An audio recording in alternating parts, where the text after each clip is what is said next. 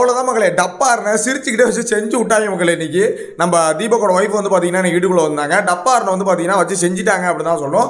அதே மாதிரி ஒரு சில பேர் வந்து பார்த்தீங்கன்னா நல்லா கலாச்சி விட்ருக்காங்க. இன்னைக்கு எபிசோடு வந்து நல்லா இருக்கும், நல்லா ஃபன்னாக போகும். அந்த தீபக் அவர்களோட ஒய்ஃப் வந்து எபிசோடு இன்னும் மஞ்சரி ஃபேமிலி வந்து போடலை. ஸோ இப்போ தீபக் ஃபேமிலி டப்பாருன்னு என்ன வச்சு செஞ்சாங்க, என்னென்ன பேசியிருக்காங்க அப்படிங்கிற இந்த வீடியோவில் வந்து பார்க்கலாம். ஸோ அதுக்கு முன்னாடி சேனலில் புதுசாக பார்க்குறீங்க அப்படின்னா இந்த மாதிரி எக்ஸ்க்ளூசிவ் அண்ட் லைவ் அப்டேட்டுக்கு நம்ம சேனல் மறக்காம சப்ஸ்கிரைப் பண்ணி வீடியோக்கு ஒரு லைக் கொடுத்தீங்கன்னா எனக்கு ஒரு பெரிய மோட்டிவேட்டாக இருக்கும். ஸோ மறக்காம லைக் பண்ணி சப்போர்ட் பண்ணுங்கள். ஸோ முதல்ல வந்து பார்த்தீங்கன்னா தீபக்கோட ஒய்ஃப் வந்து பார்த்தீங்கன்னா வந்திருந்தாங்க. ஒய்ஃப் வந்து வெளியில் உட்காந்து நல்லா ஜாலியாக வந்து எல்லார்ட்டையும் பேசியிருந்தாங்க. எல்லார்ட்டையுமே ஒரு பாசிட்டிவ் அப்ரோச்சில் வந்து பேசியிருந்தாங்க. எல்லாருமே நல்லா பண்ணுறீங்க, எல்லாருமே சூப்பராக பண்ணுறீங்க அப்படிங்கிற மாதிரி ஒரு பாசிட்டிவாக பேசியிருந்தாங்க. பட் இவங்க எல்லாமே கரெக்டாக போயிட்டுருக்க கட்டத்தில் நான் கூட நினச்சேன், என்னடா கரெக்டாக போயிட்டுருக்கேன், யாரையுமே எதுவுமே சொல்லலை அப்படின்னு சொல்லிட்டு எல்லாமே அப்படி தான் போச்சு. பட் பிக் பாஸ் என்ன நினச்சிட்டாரு, நீங்கள் அவ்வளோ உஷாரா அப்படின்னு நினச்சிட்டாரு. நீங்கள் அவ்வளோ உஷாராக இருக்கீங்களா தீபக் சிவரஞ்சனி நீங்கள் அப்படிங்கிற மாதிரி அவராக நினச்சிக்கிட்டு நான் உங்களுக்கு ஒரு டாஸ்க் கொடுக்குறேங்க மாதிரி என்ன பண்ணுறாரு, ஃபஸ்ட்டு தீபக்கு ஒரு டாஸ்க் கொடுத்தாரு. நீங்கள் வந்து ப்ரப்போஸ் பண்ணுங்கள், எல்லாருக்கு முன்னாடி ஒரு ப்ரப்போஸ் பண்ணுங்கள் அப்படிங்கிற மாதிரி அந்த லிவிங் ஏரியாவில் ப்ரப்போஸ் பண்ண சொல்லியிருந்தாரு. ஸோ அதுக்கப்புறம் சிவரஞ்சனி, அதாவது தீபக் அவர்களோட ஒய்ஃப், அவங்களுக்கு சிவரஞ்சனி மேம்க்கு என்ன கொடுத்துருந்தாங்க அப்படின்னா டாஸ்க்காக கொடுக்கல. பிக் பாஸ் சொன்னார், உங்கள் மேலே உங்களுக்கு யார் மேலே முரண்பாடு இருந்தால் அதை நீங்கள் சொல்லலாம் அப்படிங்கிற மாதிரி சொல்லிவிட்டு யார் அப்படின்னு யோசிச்சுட்டு டக்குன்னு ஆளாகவே வந்து பார்த்தீங்கன்னா அருணை அடித்தாங்க அப்படி தான் சொல்லணும்.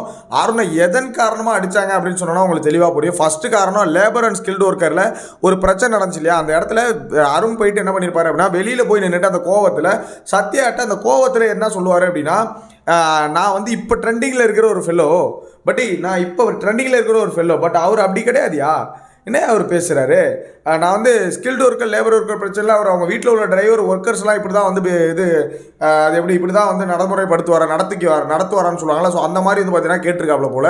ஸோ அவர் கேட்டார், சரிங்களா, கேட்டிருக்காப்புல போல அவர் கேட்டார். ஸோ அதை வந்து பார்த்தீங்கன்னா கரெக்டாக இவங்க தீபக் ஒய்ஃப் வந்து பார்த்தீங்கன்னா கரெக்டாக கேட்டாங்க. உன் மேலே நான் ரொம்ப டிசப்பாயிண்டில் இருக்கேன், உங்கள் மேலே அருண், எனக்கு சுத்தமாக என்னால் ஏற்றுக்கவே முடியல.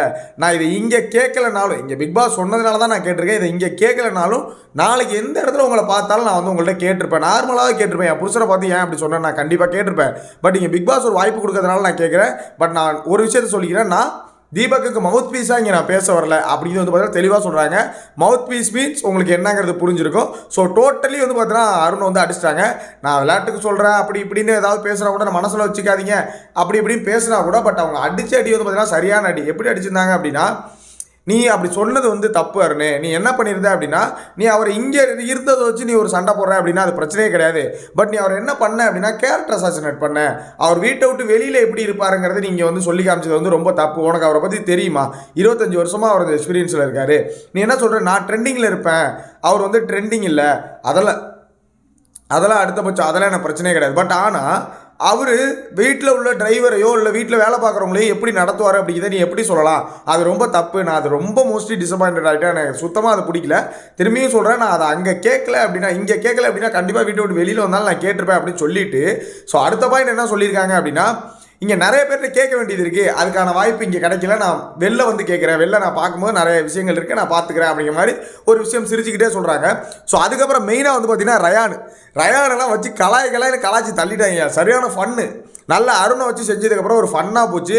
ரயானை வந்து பார்த்தீங்கன்னா ரயான் வந்து என் வீட்டுக்கு வந்தாப்புல ஒரு மாதிரி ஆள் டிக்கியை தூக்கிட்டு ஆட்டி நடப்பாப்புல அப்படிங்கிற மாதிரி நடந்தெல்லாம் காமிச்சாங்க. ஸோ தீபக்கோட ஒய்ஃபை பார்க்கும்போது ஒரு மாதிரி நிறைய பேருக்கு வந்து இந்த மாதிரி ஒரு ஃப்ரெண்ட்லி ஃபேமிலி, பையன் ஒரு ஃப்ரெண்ட்லியான பையன், ஒய்ஃப் ஒரு ஃப்ரெண்ட்லியான ஒய்ஃபு, யோசிச்சு பாருங்கள் அப்படி ஜாலியாக இருக்கும் அப்படிங்கிற மாதிரி வந்து பார்த்தீங்கன்னா தீபக்கோட ஃபேமிலி வந்து இருந்துச்சு. ஸோ நிறைய பண்ணுங்க, ரயானை பற்றி பேசியிருந்தாங்க. விஷாலை வந்து பார்த்தீங்கன்னா சரியான கலாய், என்னடே முதல் 4 வாரம் நல்லா டான்ஸ் ஆடினேன், அதுக்கப்புறம் கொஞ்ச நாள் கழித்து பார்க்கும்போது தான் தெரியுது இந்த 4 ஸ்டெப்பை தாண்டி உனக்கு வேறு ஸ்டெப்பே தெரியாது போல இருக்குது அப்படிங்கிற மாதிரி வச்சு செஞ்சு விட்டாங்க. சௌந்தர்யா மாதிரி பண்ணி காமிச்சாங்க, அவங்க எப்படி ஆட்டிடியூட் பண்ணுறாங்களோ பண்ணி காமிச்சாங்க, ஜாக்லினை மாதிரி வந்து பேசி காமிச்சாங்க. ஸோ இந்த மாதிரி நிறைய வந்து பார்த்தீங்கன்னா பண்ணாங்க. மெயினாக ரயானு, விஷால், அருண் இவங்க 3 பேரே அடிச்சது கொஞ்சம் ஃபன்னாகவே இருந்துச்சு. ரயானை அடிக்கலாம் இல்லை, ரயானை வந்து நடந்து காமிச்சாங்க ரயான் மாதிரி. அதை பார்த்தீங்கன்னா உங்களுக்கு செம்ம ஃபன்னாக இருக்கும் எப்படி நடந்து காமிச்சாங்கன்ட்டு. அதே மாதிரியே விஷால் ஆடினது, அதை பற்றி பேசுனது. அடுத்தது வந்து பார்த்தீங்கன்னா அருணை பற்றி பேசுனது. கொஞ்சம் அருணை பற்றி பேசும்போது மட்டும் கொஞ்சம் வீடே சைலண்டாக இருந்தது. ஏன்னா அவ்வளோ ஒரு கோபம் அவங்களுக்குள்ளே தெரிஞ்சு, என் புருஷன் நீ எப்படி அப்படி பேசலாம்னு சொல்லிட்டு. ஸோ இதுதான் வந்து பார்த்தீங்கன்னா நடந்துச்சு. ஸோ இந்த விஷயத்தை பற்றி அருணை பற்றி பேசுகிற விஷயத்தில் உங்களோட பாயிண்ட் என்ன அப்படிங்கிறத மறக்காமல் கமெண்ட்டில் போட்டு விடுங்க. அர்ச்சனாக்கா வீடியோ ரெடி பண்ண ஆரம்பிச்சிருப்பாங்க இல்லையா, அதையும் மறக்காமல் கமெண்ட்டில் போட்டு விடுங்க. நெக்ஸ்ட் வீடியோ மீட் பண்ணுறேன். தேங்க்ஸ் ஃபார் வாட்சிங்.